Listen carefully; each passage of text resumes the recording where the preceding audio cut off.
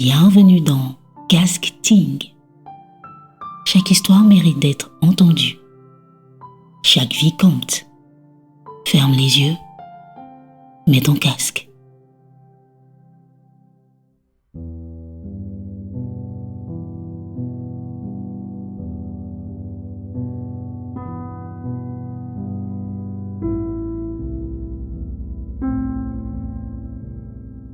C'est un réel plaisir d'être à Lomé, au Togo, et on rencontre une personnalité des médias, ou on va dire une personnalité du son, voilà, un spécialiste du son, et on va parler de sa vie, de sa profession, de tout ce qui concerne l'invité de cette interview. Il a pour nom Pierre-Yves Mutru, il est chargé de mission auprès de l'organisation internationale Galcom au Canada.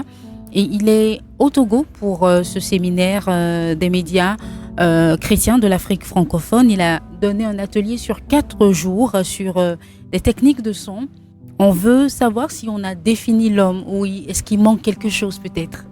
Bonjour à tous et merci de m'accueillir ici au Togo. C'est un réel plaisir. C'est un retour en Afrique pour moi depuis quelques années. J'ai passé 2 ans et demi en Afrique. 2 ans au Tchad, dans le sud, et en brousse, et puis 6 mois en Ouganda, dans la capitale. Et donc, à part un voyage en 2018, ça fait 20 ans que je n'étais pas revenu en Afrique, donc c'était vraiment un plaisir de me retrouver là et retrouver des choses que je connaissais d'autres pays d'Afrique. Alors, quelles sont les premières impressions ? Bon, c'est une question difficile parce que la réponse va être interprétée pour dire c'est mieux le Tchad ou c'est mieux Lomé. Bon, c'est vraiment le plaisir de trouver quelque chose qui est assez similaire. Le climat, la température, l'humidité, la poussière. Et on avait l'harmattan aussi. Et c'était l'harmattan ici quand je suis arrivé. Donc tout ça, c'est vraiment la même ambiance. Et bon, les gens sont très gentils et serviables. Et on a eu beaucoup de plaisir. Mais surtout, c'est plus que Lomé en tant que ville, c'est Lomé en tant que conférence. Et pour moi, c'était vraiment un réel plaisir de rencontrer des gens, je crois, d'une quinzaine de pays africains, francophones, différents. Donc ça, c'était vraiment très riche. Et aussi d'entendre les contributions de toutes ces autres personnes, ces autres enseignants, contributeurs. Et c'était une expérience inoubliable. Est-ce que avant la maîtrise du son, Pierre-Yves a été une autre personne, peut-être dans le passé, ou ça a toujours été le son ? Bon, le son, c'est venu graduellement. J'ai pas tout d'un coup décidé de faire du son. J'ai commencé par petits pas quand j'étais jeune adulte. J'ai fait du volontariat pour m'occuper d'une chorale. C'était dans mon pays d'origine qui est la Suisse. Et j'ai fait ça au début sans vraiment savoir comment faire. Et au début, bon, il y avait beaucoup de marge d'amélioration. Mais j'ai constaté ça moi-même, alors je me suis formé. Et ça, je pense que c'est quelque chose qui est intéressant aussi pour d'autres personnes qui sont intéressées par la radio, par la technique. Et bon, on commence, il y a l'occasion de commencer, d'aider ici, que ce soit à l'église, à la radio. On commence en étant jeune homme, mais on apprend. Et on fait les progrès, on s'intéresse, on se pose des questions. Et pour ma part, j'ai même suivi des cours professionnels parce que je voulais servir Dieu avec de la qualité. Alors c'est comme ça que j'ai débuté, j'ai poursuivi. J'ai fait des études quand même aussi à l'université dans le domaine technique. Donc, je suis ingénieur et ça m'a beaucoup aidé aussi pour comprendre la technique. Mais ça va au-delà de ça. Le titre, c'est pas important. Ce qui est important, c'est l'attitude du cœur et le travail qu'on fait pour Dieu. Et comment Pierre-Yves se retrouve à Galcom ? D'abord, c'est quoi Galcom pour ceux qui ne connaissent pas ? Avant d'arriver à Galcom, je dois revenir sur l'époque où j'étais d'abord en Afrique. Et là, j'étais en Afrique en tant que célibataire. Et puis, je vais faire court. En rentrant de l'Afrique, là, je me suis marié. Et vous comprenez que là, j'ai raccourci beaucoup. Mais toute l'histoire de la découverte de la fille qui est devenue ma femme est une histoire en tant que telle. Donc, on s'est mariés, on est resté quelques années au pays. Ma femme est aussi une missionnaire à court terme, comme ça s'appelle. Donc elle était dans plusieurs pays d'Afrique, en Tanzanie, elle était en RDC qui s'appelait encore Zaïre à l'époque. Donc ça fait un peu longtemps. Et voilà, après quelques années de mariage, on avait déjà quelques enfants. Et on s'est dit, mais quelle est notre prochaine étape? Et là, on a beaucoup prié, on a parlé avec des amis, on a parlé avec les anciens de l'église. Et voilà, pour résumer, finalement, on a trouvé un poste où il cherchait un ingénieur dans le domaine du son. Alors j'ai dit, mais bon, je suis ingénieur, j'ai de l'expérience dans le son, pourquoi pas? Alors je suis parti, et ça c'était, bon, j'ai dû passer dans un autre pays qui parle une langue différente, donc ça c'était pas facile. Et j'ai rejoint Transworld Radio, qui est une grande entreprise, une grande mission, organisation internationale qui diffuse dans plus de 70 langues autour du monde. Donc voilà, c'était très intéressant.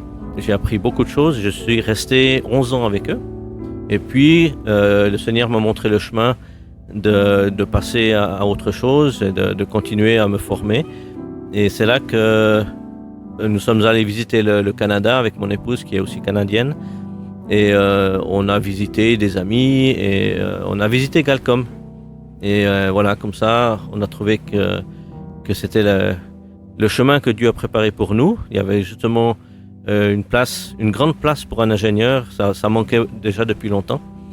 Donc on a, avec le Seigneur, avec la prière et les anciens de notre église, on a décidé de faire ce changement du pays où on était, qui était l'Autriche, pour aller au Canada.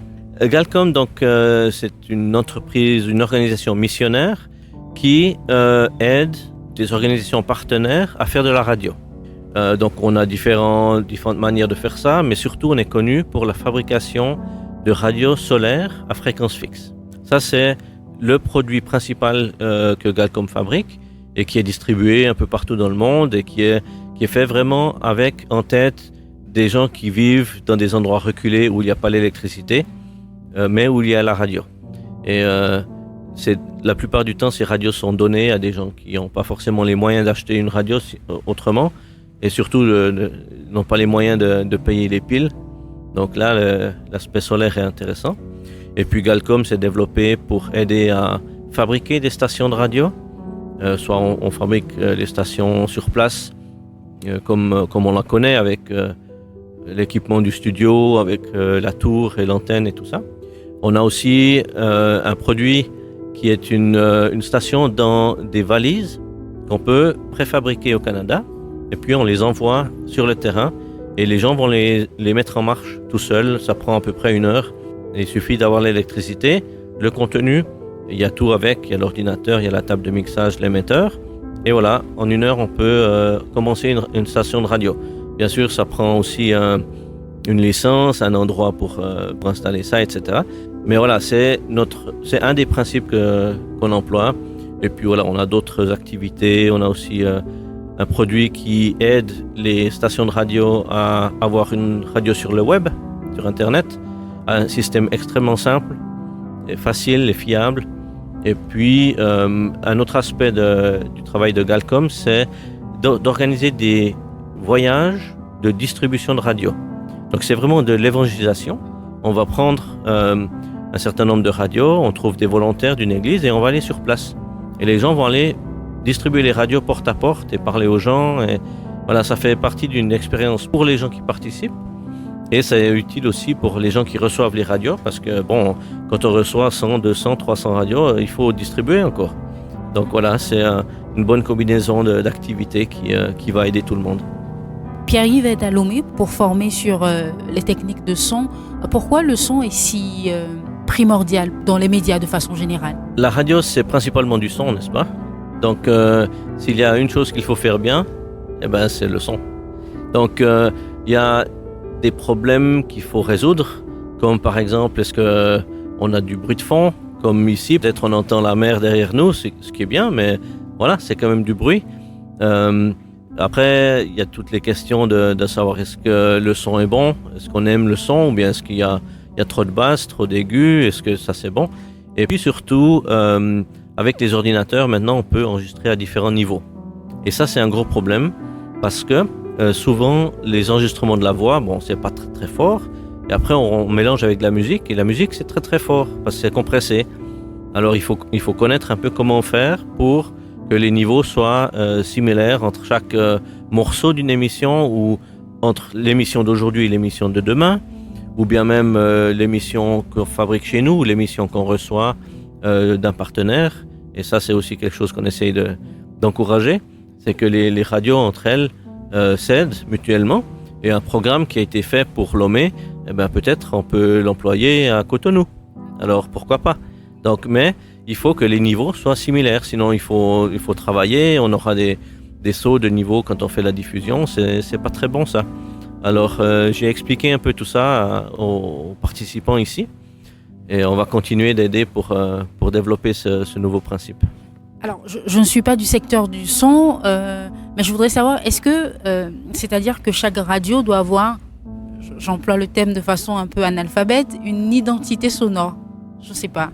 Alors, l'identité sonore est une réalité, notamment dans les pays riches qui peuvent se permettre d'avoir un appareil qui donne ce qu'on appelle une coloration sonore, mais c'est pas obligé, c'est pas nécessaire.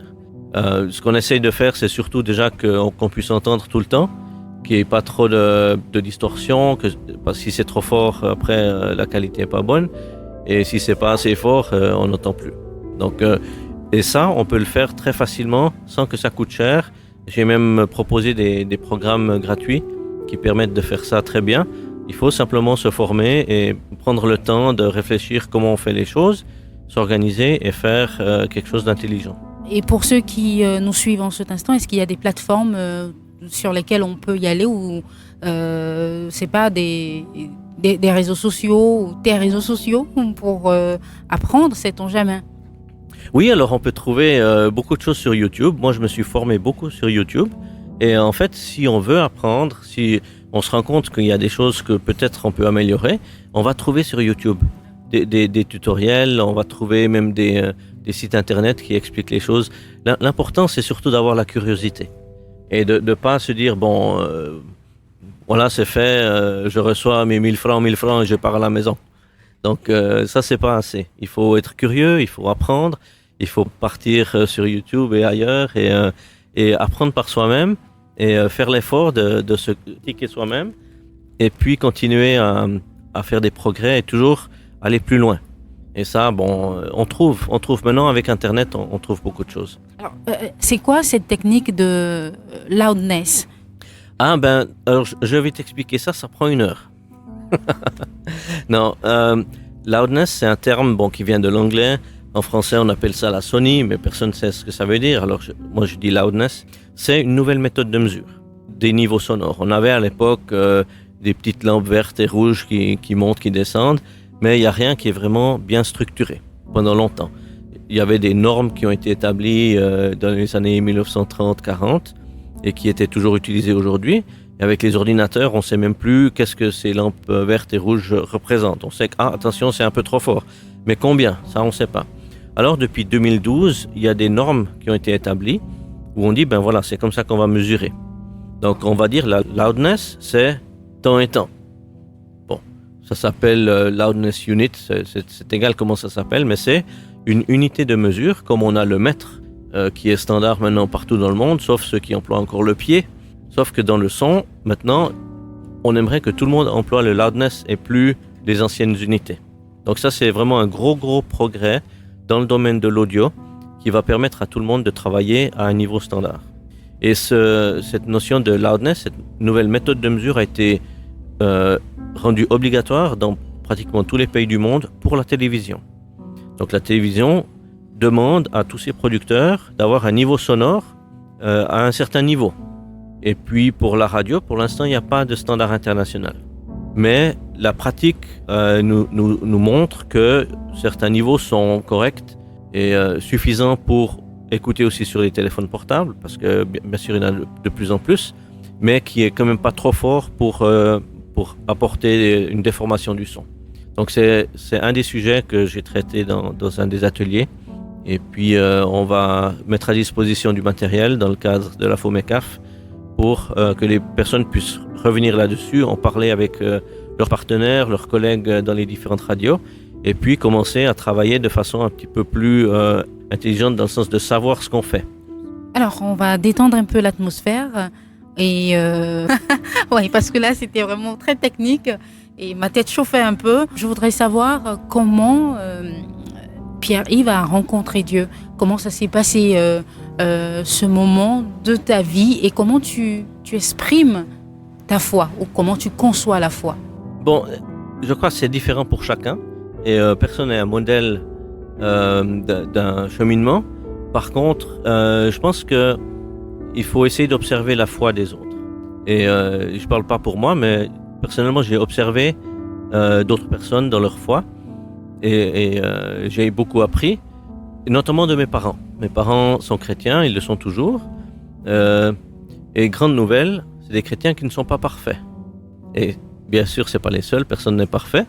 Mais voilà, bon, j'ai appris beaucoup de mes parents, mais j'ai aussi eu un peu des difficultés. Mes parents sont très légalistes et j'ai eu un peu de problème avec ça, mais j'ai rencontré d'autres chrétiens qui avaient un peu une vue un peu différente, toujours biblique, mais un petit peu plus relax, on va dire, et ça m'a beaucoup aidé. Et puis j'avais les connaissances dans ma tête du christianisme, et alors j'avais appris tous les versets par cœur qu'on apprend quand on est enfant.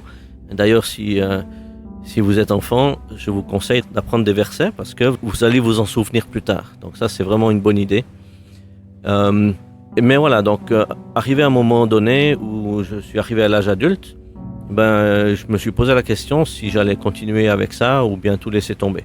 Et Dieu m'a fait grâce de me faire rencontrer des gens qui m'ont beaucoup aidé, qui n'étaient pas mes parents mais d'autres, des amis à mes parents, qui m'ont aidé à développer ma foi et une foi personnelle.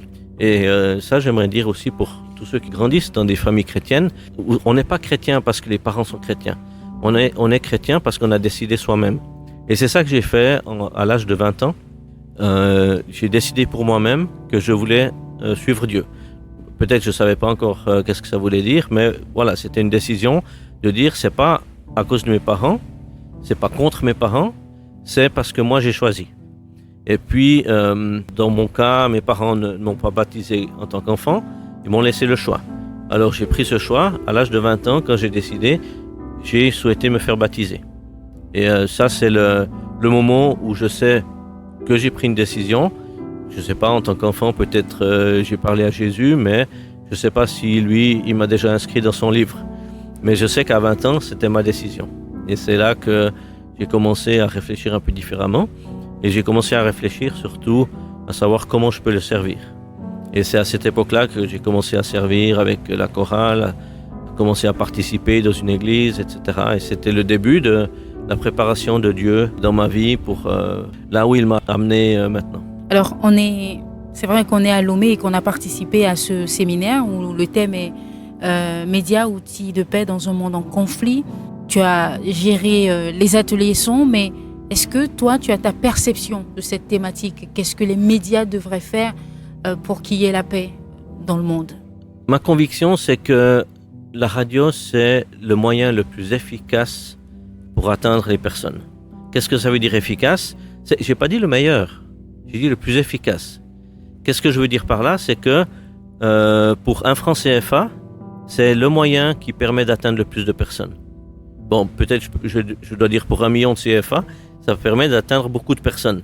Alors d'autres moyens sont bons aussi, hein. Les gens emploient beaucoup la vidéo maintenant, mais voilà, si on compare le nombre de personnes qu'on peut atteindre avec son argent, la radio, ça reste vraiment très efficace. Et puis une autre chose, c'est que c'est facile pour les auditeurs d'écouter. Il n'y a pas besoin d'un téléphone qui peut être cher des fois, il n'y a pas besoin de payer l'Internet qui peut être cher des fois, il n'y a pas besoin de charger quand on a la radio solaire.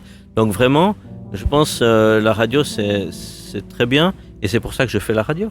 Concernant le monde en conflit, il faut bien se souvenir aussi que la radio, ça traverse les murs, ça traverse les frontières, ça traverse les voiles. Donc les voiles, pas les voiles d'un bateau, on s'est compris. Donc voilà, l'intérêt de la radio, c'est qu'on peut faire des grandes distances et puis il y a des endroits où c'est préférable de ne pas être reconnu en tant qu'auditeur. On peut écouter en cachette, ce qui est plus difficile sur Internet. On peut être retrouvé sur Internet. Pour les pays qui s'intéressent à savoir qui écoute les émissions chrétiennes, ils arrivent à trouver. Mais pour la radio, c'est pas le cas. Alors voilà, il y a différentes manières de faire de la radio. En Afrique, on fait beaucoup de la FM, mais il y a aussi les ondes moyennes, les ondes courtes. Et ça permet de faire des distances très très grandes, même au-delà du pays, même au-delà d'un continent. Donc ça, c'est surtout ce que fait Transworld Radio. Et par exemple, il couvre toute l'Afrique subsaharienne depuis le Swaziland, qui d'ailleurs s'appelle Eswatini maintenant. Donc voilà, c'est une méthode qui reste valable. Et même que beaucoup de personnes ont dit avec Internet, la radio va mourir. Et non, c'est faux. La radio est toujours là. La radio a beaucoup d'avenir devant lui. Et il y a encore beaucoup de personnes à atteindre. Et c'est ça qu'on aimerait voir se développer. Quel est ton verset, le verset qui te caractérise ou le verset que tu te joues dans ta tête fréquemment, et puis une phrase que tu chéris peut-être dans ton cœur, que tu aimerais partager avec nous? Le verset qui m'a beaucoup encouragé au moment de m'engager, tu me prends un peu de cours là pour la citation exacte, mais c'est dans Matthieu 6, je crois que c'est le verset 33, ne vous inquiétez de rien. Où on est encouragé à dire mais Dieu prend soin de nous, et s'il prend soin des fleurs des champs et des oiseaux, il va prendre soin de nous aussi, même pour le manger, pour les habits et pour tout ce qu'on a dans la vie. Donc moi je suis reconnaissant de tout ce que j'ai. Tout ce que j'ai, c'est ce que j'ai reçu de Dieu. Donc j'essaie de le partager aussi, et voilà, je suis reconnaissant que Dieu prend soin de moi. Et il y a des fois où on se demande un peu parce qu'on oublie de regarder en haut, on regarde en bas, et voilà, on perd la référence. Mais c'est toujours important de se dire non, mais Dieu, il a fait des promesses et il va les tenir. Voilà.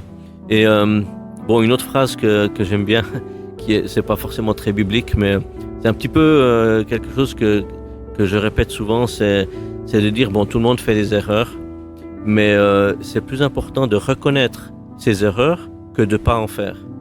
Donc pour moi, c'est pas grave de faire des erreurs. J'ai été souvent puni pour des erreurs que j'ai faites, mais ça c'est pas grave. C'est pas ça le problème. Le problème, c'est de dire oui, j'ai fait une erreur.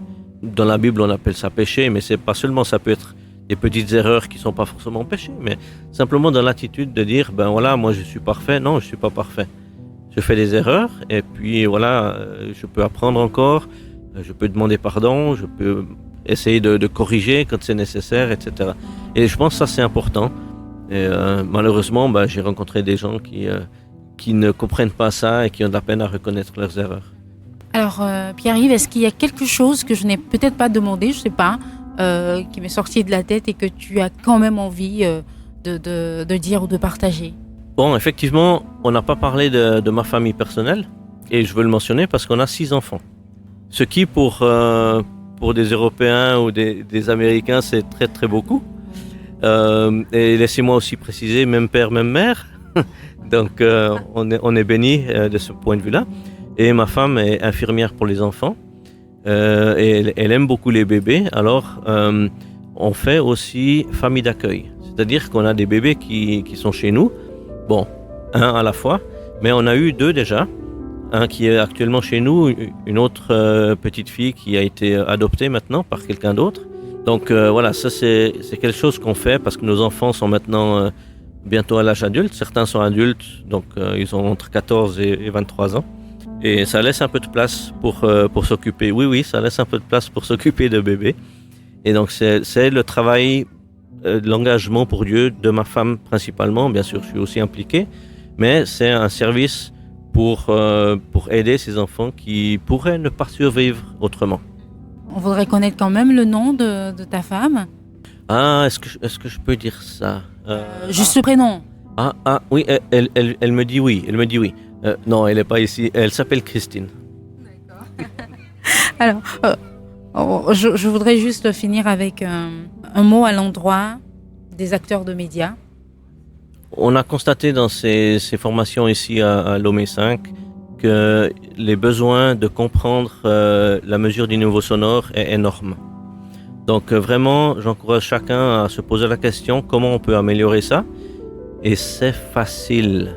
Ça prend un petit peu d'effort, on doit apprendre comment le faire, mais on est là pour aider. Et à la fin, on va beaucoup améliorer la qualité. Et ça veut dire pour les radios, ça veut dire pour les vidéos.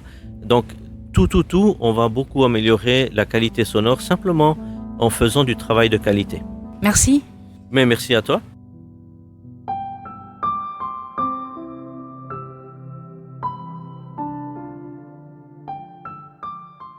Chaque histoire mérite d'être entendue. Chaque vie compte.